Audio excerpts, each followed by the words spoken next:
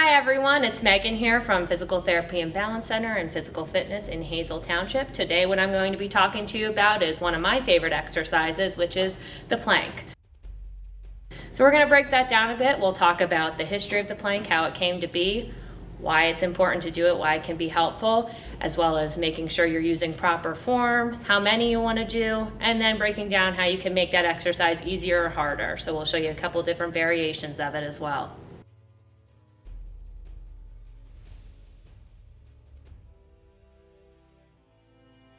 All right, so let's break down the history a bit of the plank and where exactly did it come from. So in recent years, there's been, a lot of discussion in terms of what are the best exercises for your core. So there used to be a lot of emphasis on, sit-ups. It was a part of a lot of fitness tests. The plank actually was something that's credited often to Joseph Pilates, dating back even as far as the 1920s. And obviously from his name, you might have guessed that he is also the father of Pilates, the exercise program. In terms of the therapy world, though, Stuart McGill is often someone who is credited for his work in discussing improving lower back pain and particularly focusing on core work, and did a lot of promotion of the plank exercise in particular when talking about improving lower back pain. But going back to how sit-ups used to be a part of a lot of fitness tests, in recent years we've kind of seen that change. If you are someone who has a military background, you might remember that sit-ups were a vital component of that fitness exam for many years. However, in recent years it's actually been removed and in some places actually replaced with the planking exercise. Part of why this is a lot of research has been showing us that sit-ups in particular can place up to 730 pounds of compressive force onto your spine, which your spine is not going to like very much. So in consideration of trying to make that fitness test more safe for the people that were taking it, they've transitioned to more the planking type of exercises, which keeps your spine in neutral, puts not those type of compressive forces on your spine, and is going to be a lot safer of an exercise. All right, so let's talk a little bit about why planks are so important and what they can be beneficial for. So obviously there's a lot of people in this country who have a history of low back pain. And oftentimes what you hear is the best way to help with that is to improve our core strength. The planks are a perfect exercise in targeting our entire core. So it's important to know that our core is more than just our abdominal area. It's not all about the six packs. Our core also involves our hip muscles. So there's a lot more than just your abdominal area that's part of your core that's going to be helpful to protecting your lower back. Planks are great at targeting all of those areas because it's not just one muscle in your abs that are working during the exercise. It's a whole body exercise.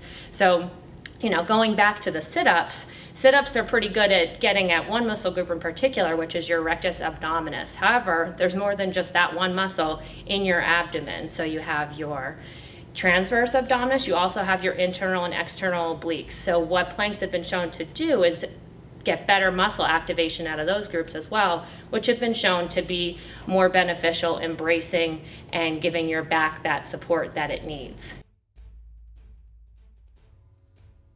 So let's break down the form of a plank a bit. But before we get into that, I'm going to talk about a fun fact here just to get you motivated about doing the plank. So the record for the longest plank was actually set recently, back in February of this year, by a man named George Hood, who is 62 years old. He's a former Marine, and he held a plank for 8 hours, 15 minutes, and 15 seconds. And then to top that off, he finished with 75 push-ups.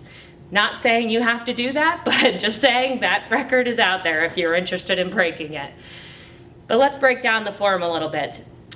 So with your form, main things that you want to think about. Number one is going back to why this is such a safe exercise to do is because it keeps our spine in a neutral position. So it's not putting any of those compressive forces on our vertebrae in our spine.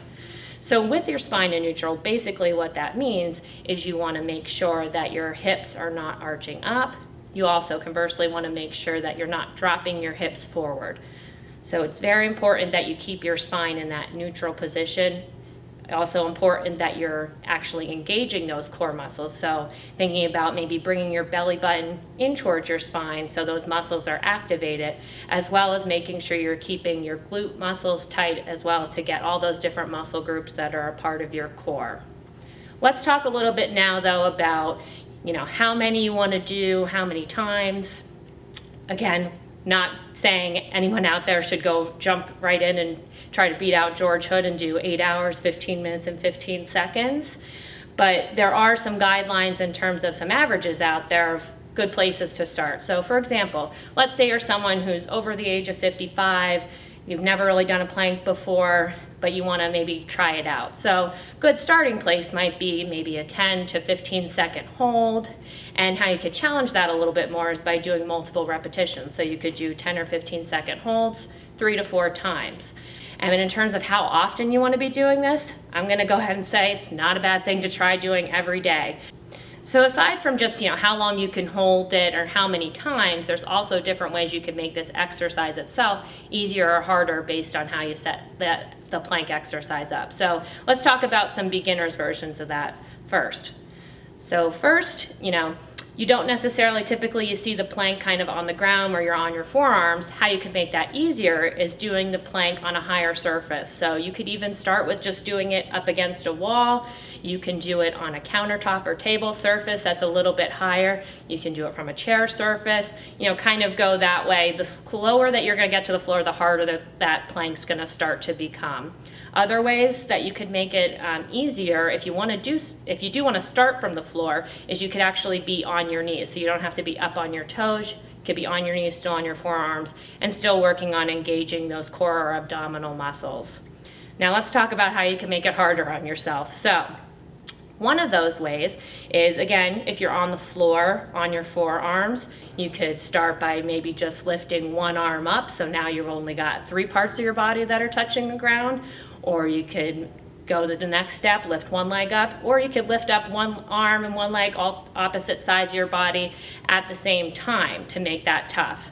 Other ways that you could make it tough, you could make sure you're on an unstable surface. So if you have a Bosu ball or an exercise ball at home, propping up on there, that's going to be an unstable surface for you to be on. That's going to make it more challenging. Or you could weight yourself down. So if you have a weighted vest, if you have some weights that you can place on your back at home, all of those things are going to make that plank exercise more challenging and ways that you could progress. Another variation of the planking exercise is to do a side plank. So there's a beginner's version of that where you could, again, stay on your knees in that side plank position. Another variation is to be more up on your toes, so that would be a more challenging way to do the side plank. And to make it even more challenging, you could go into a star position. All right, so now that you know a little bit more about planking, where it came from, why it's an important exercise for you to do at home or in a gym, as well as how you want to do it, how many times, how long you want to hold, how to make it easier, how to make it harder. It's a good place for you to start, particularly if you're someone with lower back issues. If you enjoyed this channel, if you enjoyed this video, you can go ahead and subscribe, like it. If you have questions, you can leave comments on this page. You can give us a call. We're always here to answer your questions, and we're going to be posting a lot of other different content on our channel as well. So keep tuning back in. Let's get physical. Let's get planking.